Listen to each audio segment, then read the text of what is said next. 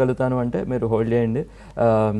మీకు అంటే బౌన్స్ వస్తుందండి. జస్ట్ అంటే ఒక టైం పట్టచ్చేమో కానీ ఇప్పుడు ఎవరైనా ఫ్రెష్గా వ్యూ తీసుకుందాం అనుకుంటే ఈ రెండిట్లో అంటే performance wise company wise Maruti is better position than Tata motors అండి.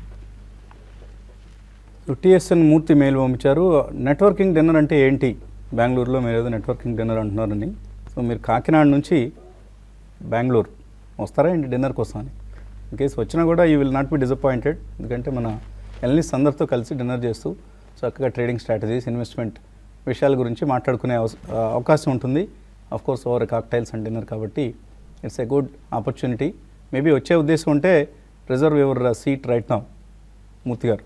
అండ్ ఎటువంటి థీమ్స్ మన విజయవాడ సమ్మిట్లో హౌసింగ్ రిలేటెడ్ థీమ్ రాబోయే రోజుల్లో అట్రాక్టివ్గా ఉంటుందని చెప్పడం జరిగింది. 15 రోజులు అయిపోయింది కదా, మళ్ళీ కొత్త థీమ్ని చెప్పాలి ఇప్పుడు. సో ఎటువంటి థీమ్ని ఈసారి రికమెండ్ చేయబోతున్నారు?